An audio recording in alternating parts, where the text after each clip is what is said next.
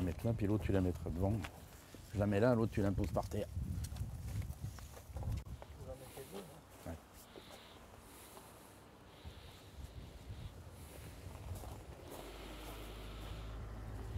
Observons une minute de silence.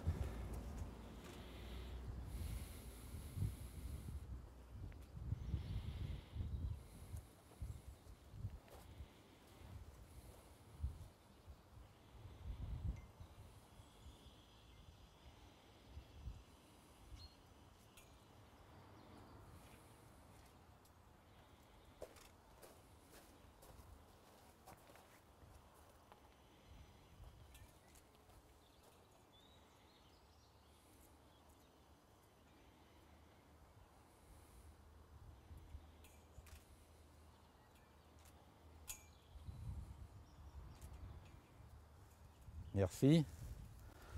Je vais vous faire un petit résumé condensé de ce qui s'est passé ici en 1944. Le 6 juin 1944, les troupes alliées débarquent en Normandie et commencent leur percée vers l'intérieur du territoire français. À partir d'août 1944, une partie des troupes allemandes, ayant reçu l'ordre de défendre les grands ports de l'Atlantique, se replie sur Saint-Nazaire et sa région qui représente un intérêt stratégique militaire majeur de par son ouverture sur l'océan et son importante base sous-marine. Les Allemands ont détruit tous les ponts enjambant la Loire et utilisent les frontières naturelles pour créer à la mi-août une poche de résistance.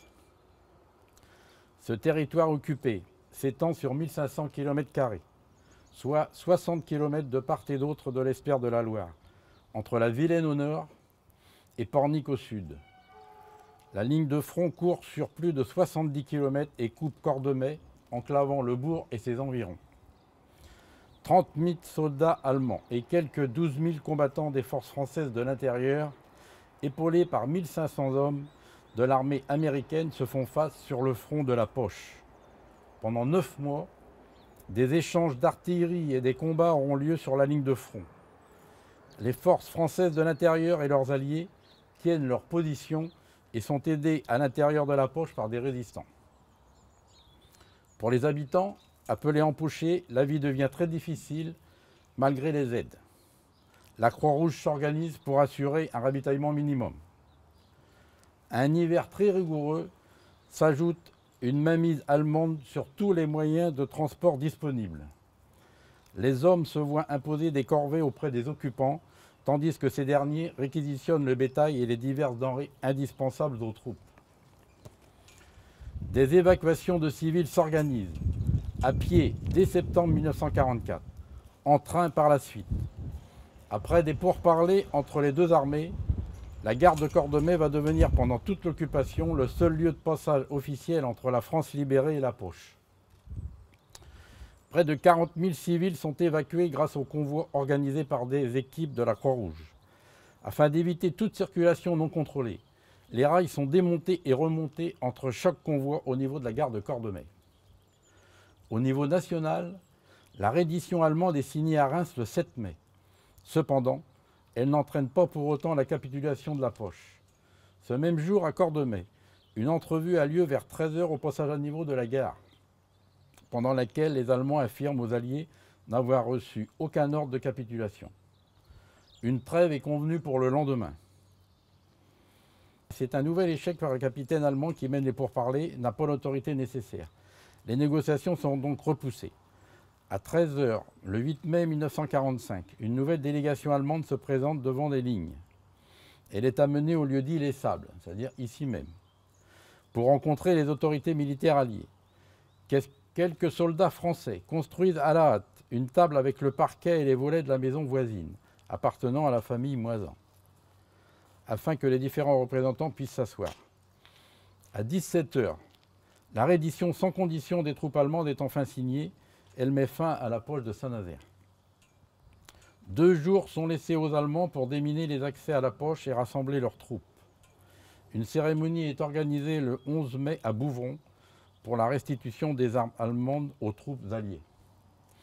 Une plaque apposée sur la maison de la famille Moisan, derrière moi, rue des Sables, témoigne de ce fait historique en rappelant que devant cette maison, le 8 mai 1945, a été signé l'armistice qui, libérant la poche de Saint-Nazaire, mit fin en Europe aux hostilités de la Deuxième Guerre mondiale.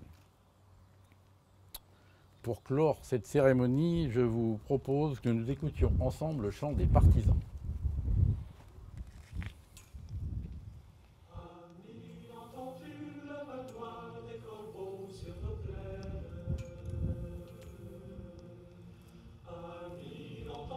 Ces cris sourds du pays qu'on enchaîne.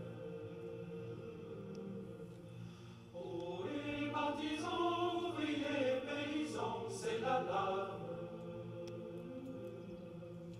Ce soir, l'ennemi connaîtra le prix du sang et des larmes. Montez de la mine, descendez des collines, camarades. Sortez de la paille, des fusils, la mitraille, les grenades.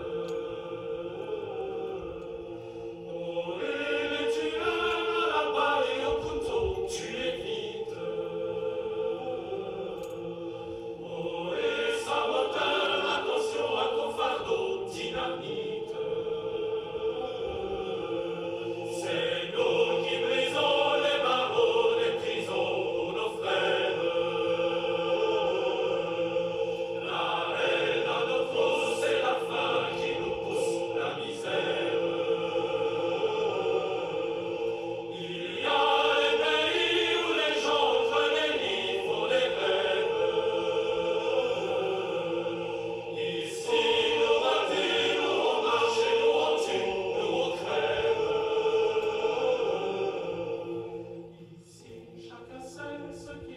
Ce qu'il fait quand il passe.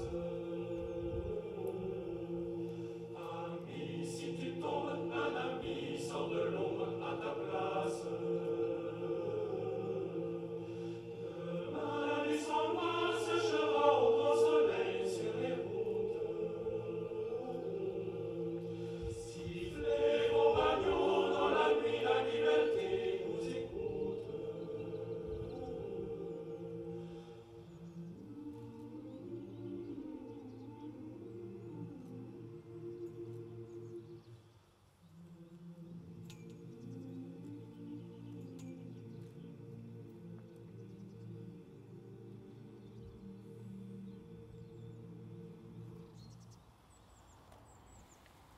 Merci à tous et bonne journée.